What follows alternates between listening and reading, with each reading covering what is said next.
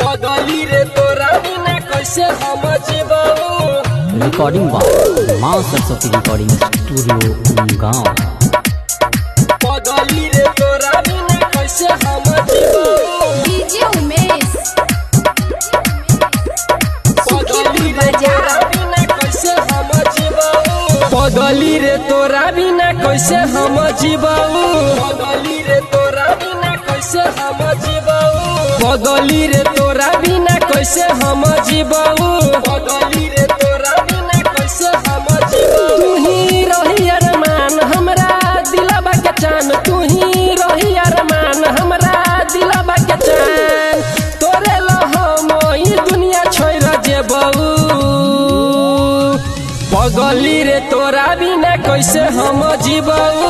पगली रे तोरा बिना कैसे हम जीवाऊ। पगली रे तोरा बिना कैसे हम जीवाऊ।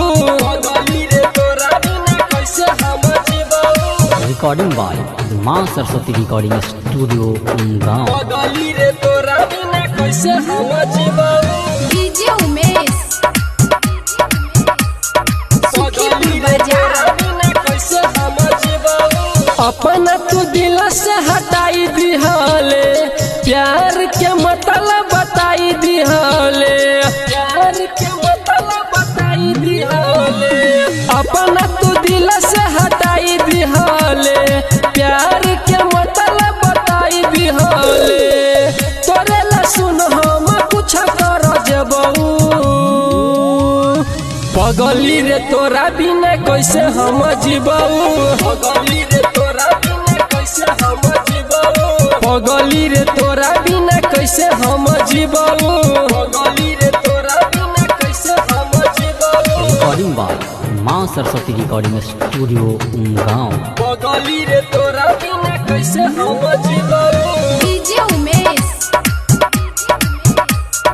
पगली रे तोरा बिना कैसे हम जीवाऊ। सपना सजाई के मिटाई दिहले राजस के साथ तू रुआई दिहले। राजस के साथ तू रुआई दिहले। सपना सजाई के मिटाई दिहले राजस के साथ तू रुआई दिहले। कहिया न तोरा गे संजीत भूले तो। पगली रे तोरा बिना कैसे हम जीवाऊ।